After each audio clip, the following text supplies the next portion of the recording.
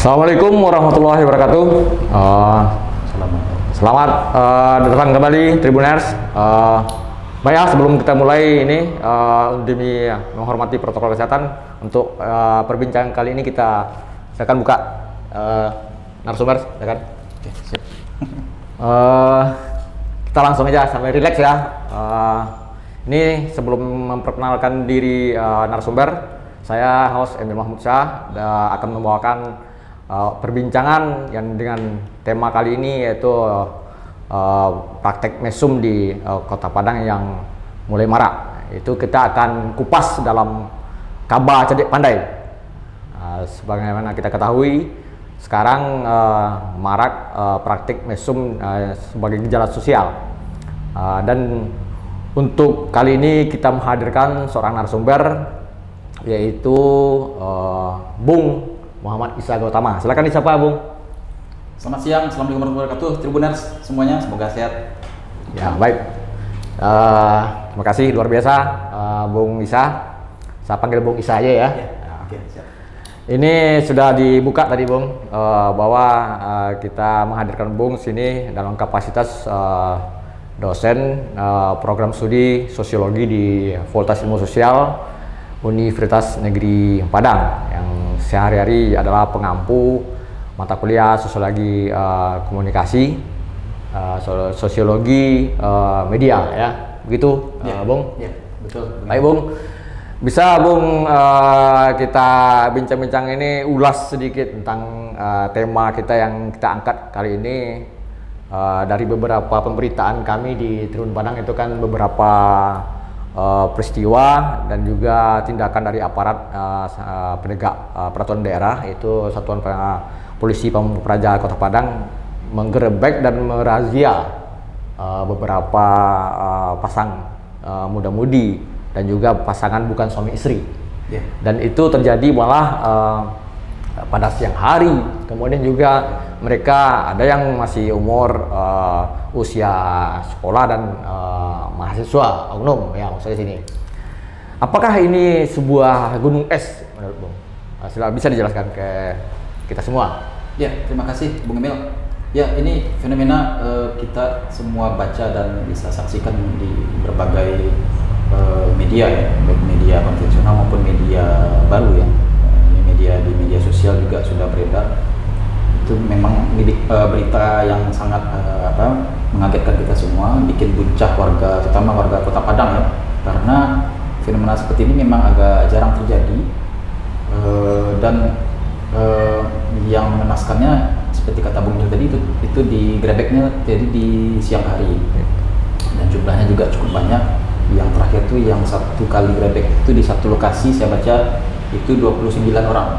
Jadi kalau nggak salah 14 pria dan 15 wanita. Kalau ditanyakan dengan pertanyaan apakah ini merupakan fenomena gunung es, kalau saya melihat dari sisi akademisi di perguruan tinggi, tentu kita harus perlu mengkaji secara serius dulu, kalau perlu ada penelitian. Tapi dari beberapa literatur yang saya baca, fenomena sosial itu biasanya memang seperti itu realitasnya. Jadi begini, itu penggerbekan kan dilakukan melalui sebuah mekanisme mekanisme hukum, ya, artinya aparat hukum turun ke lapangan. Betul, Bung. Nah, kita khawatirnya realitas yang sebenarnya terjadi di lapangan itu lebih dari itu, gitu. Betul. Cuman tidak terjangkau oleh aparat hukum.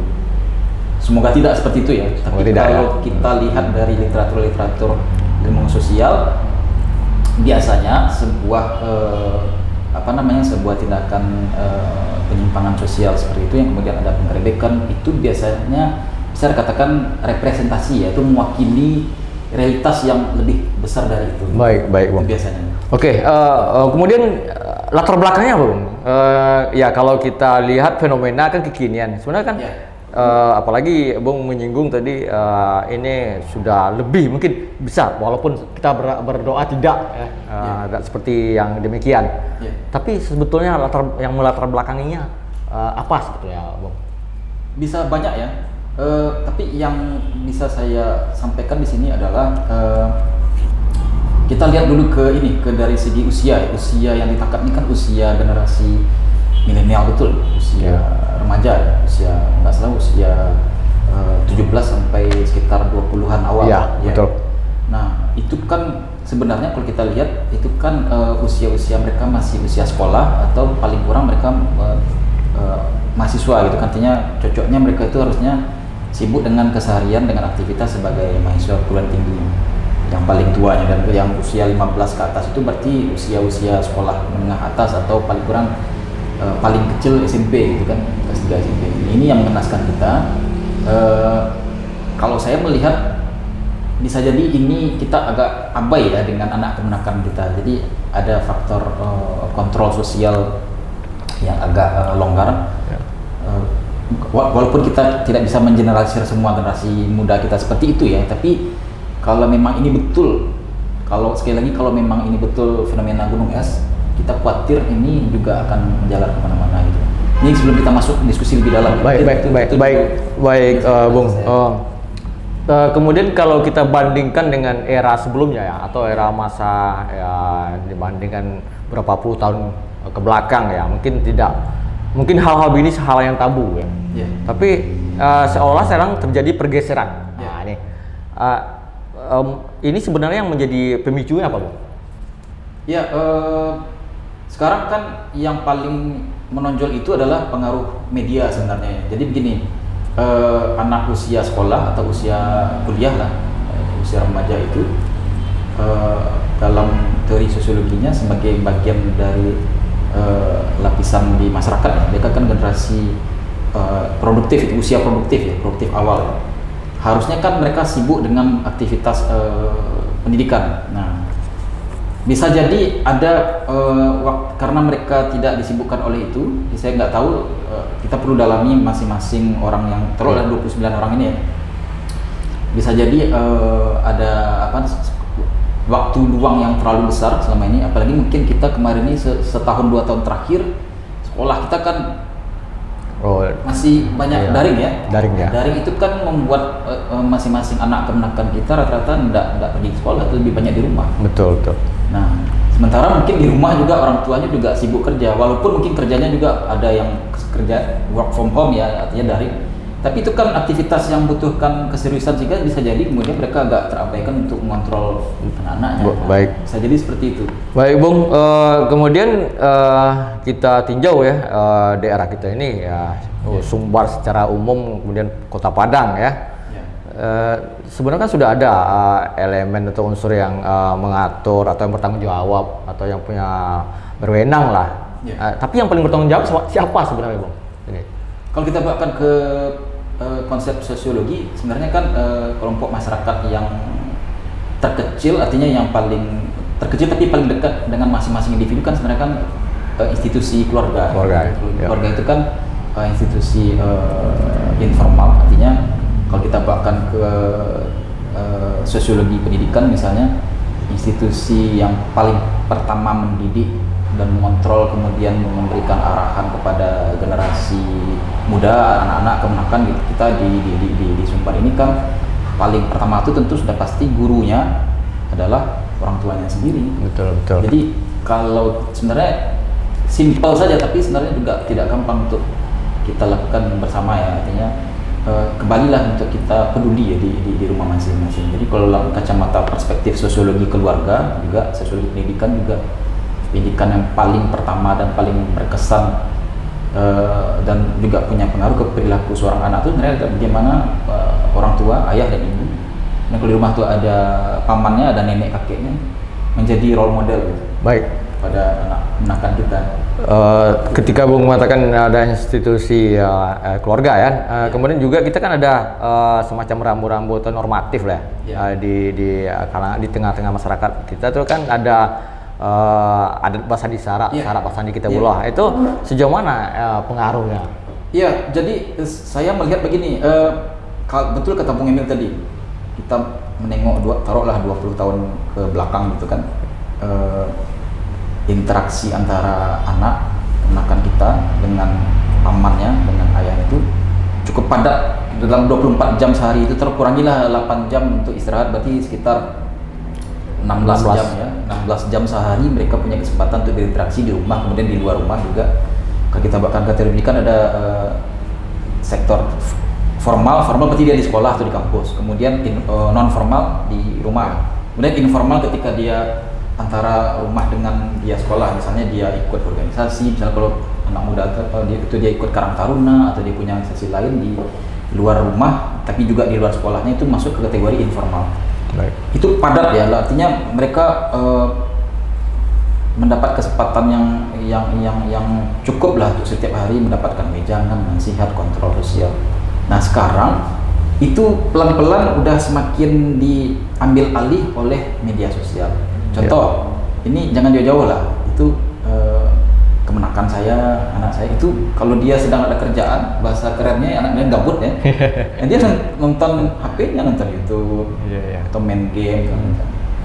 Jadi sepertinya itu terjadi semacam degradasi waktu luang yang seharusnya waktu luang itu dipakai untuk berkomunikasi, bercanda, bercengkrama di rumah atau di sekolah. Itu juga guru mungkin juga ini mohon maaf mungkin secara formal lebih mengutamakan materinya tersampaikan, jadi lebih fokus ke bagaimana transfer of knowledge saja, tidak ada pendekatan yang lebih humanistik ke masing-masing siswa. Misalnya ada semacam petatah petitih yang berkesan nanti di ingatan dan perilaku siswa. Itu menurut saya agak semakin tereliminasi sekarang, makin berkurang, sehingga mereka juga ketika di luar rumah kehilangan patron gitu kan, kehilangan role model yang sesungguhnya, akhirnya lagi-lagi kembali ke gadgetnya masing-masing, gawainya.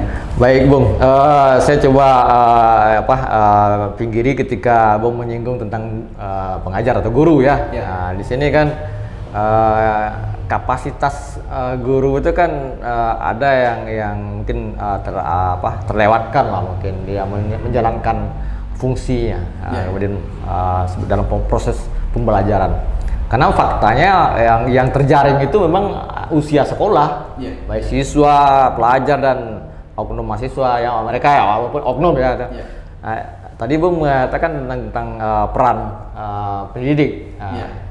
Bagaimana sejauh mana sebenarnya sekarang kalau dikritisi menurut Bung? Apakah ada yang salah di situ?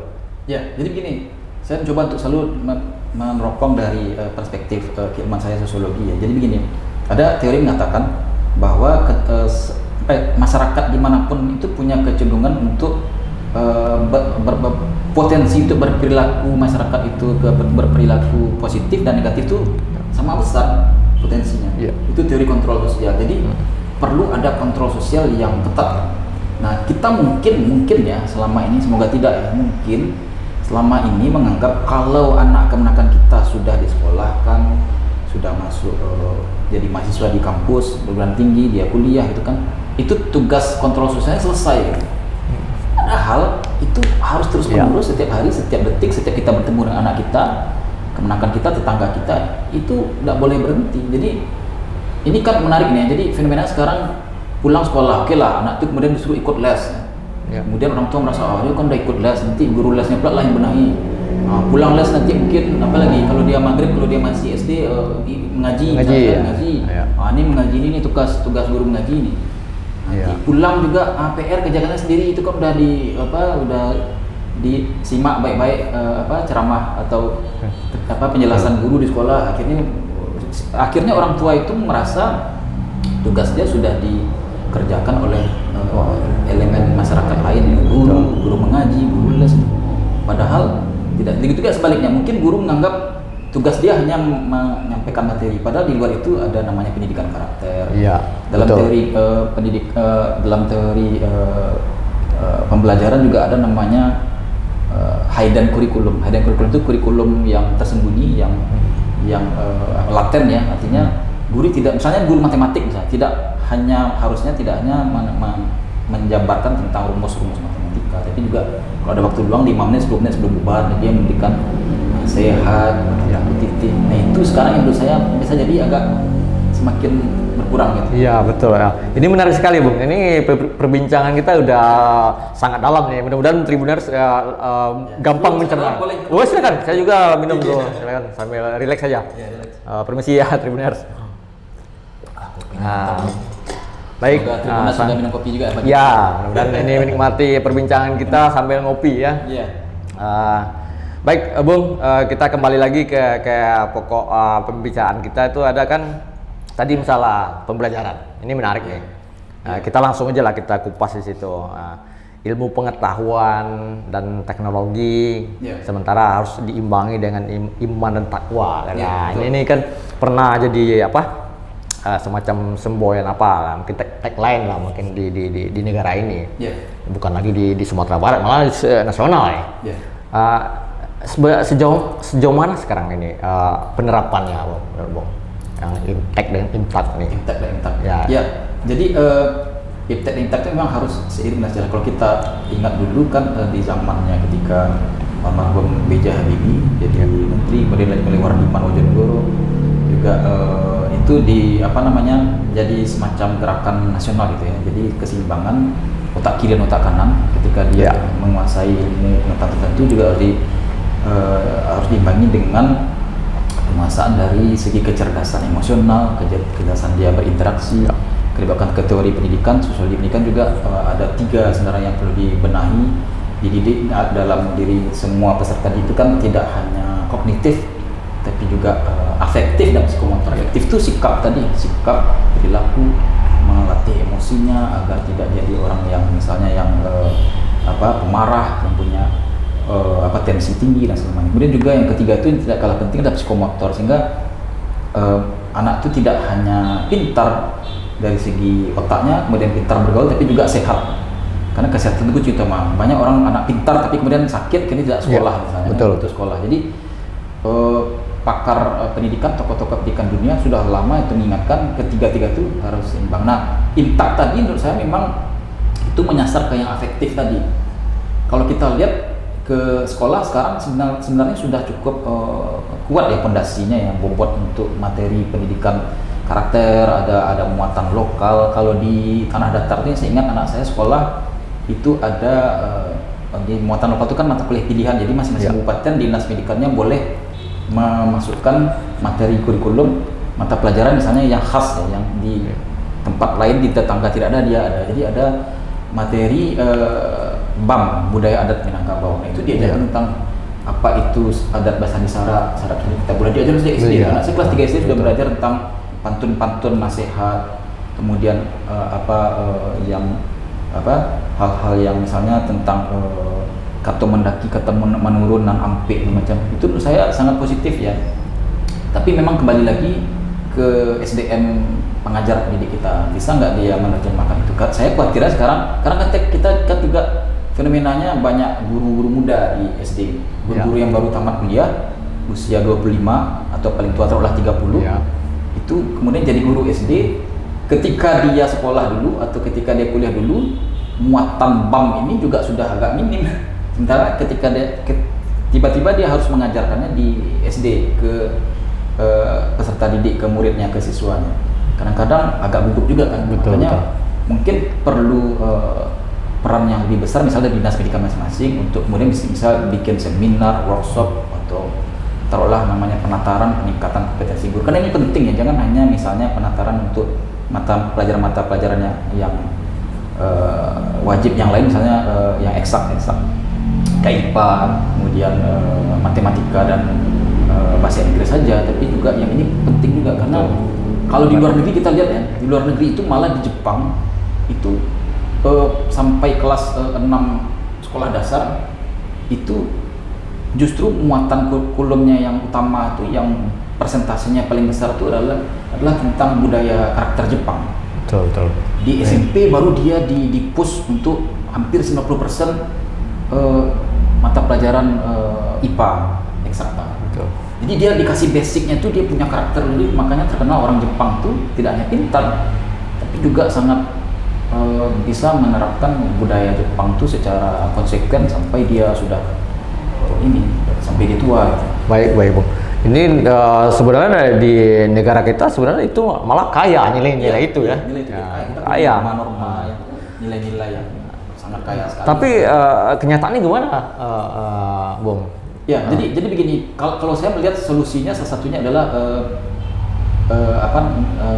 di samping tadi sudah pasti ya. Jadi tidak hanya mendidik peserta didik itu di sekolah, tapi di sekolah juga harus punya metode. Kebetulan saya juga ngajar media pembelajaran ya. Punya metode, punya cara yang lebih ramah, yang lebih komunikatif, yang lebih bisa cepat untuk menyampaikan materi itu ke siswa atau murid. Kadang-kadang guru kan terlalu dogmatis ya. Dalam artian teoritik, bahasanya tinggi, kata-katanya tinggi. Jadi pilihlah, kalau perlu bahasa Minang aja, bahasa daerah ya. Bahasa daerah. Misalnya dia ngajar di Pauh misalnya, di SD Pauh, ya kan, di Kota Padang.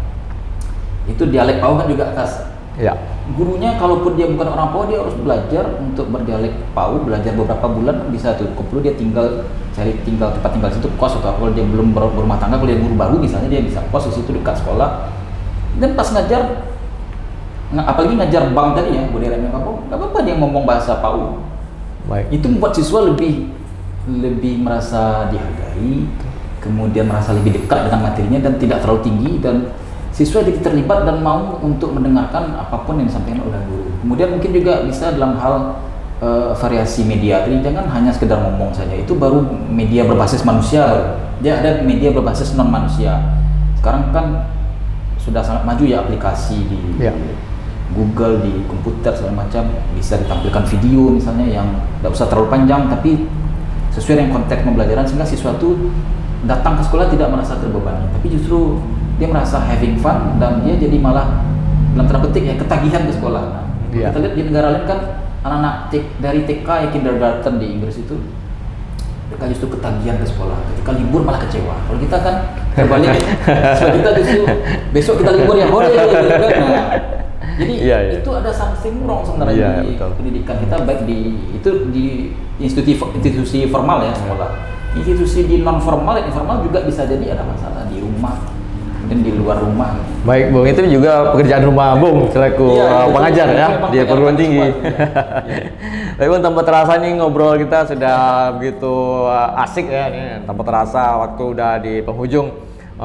Mungkin untuk sebelum kita closing bisa Bung sampaikan PowerPoint lah, kata-kata yang kuat untuk dari uraian perbincangan kita baru ini. Ya, jadi kita balik lagi ke tadi, kita beranjak ke fenomena yang bikin miris tadi ya, tentang tertangkap suap segala macam. Kita bawa lagi ke teori kontrol sosial. Jadi dalam teori kontrol sosial itu ada pandangan yang mengatakan bahwa masyarakat itu potensi untuk dia melakukan penyimpangan dengan potensi untuk sebaliknya berbuat baik ya, untuk membangun masyarakatnya secara positif, itu potensinya sama besar. Jadi jangan dianggap mentang-mentang kita punya nilai-nilai dan norma yang kuat, kita punya ABS SBK, kita punya SDM didik yang juga pintar-pintar, kita punya alam tak kambang jadi guru misalnya kan, filosofi segala macam, itu baru modal dasar. Itu harus terus kita gali, kita kembangkan, kita budidayakan, dan kita terapkan. Itu jadi modal kita untuk mendidik generasi muda kita. Karena bahkan di tempat yang kita sudah bekerja keras untuk mendidik anak didik kita saja, belum tentu dia jadi orang baik. Itu mungkin fenomena yang klasik ya, Bung ya.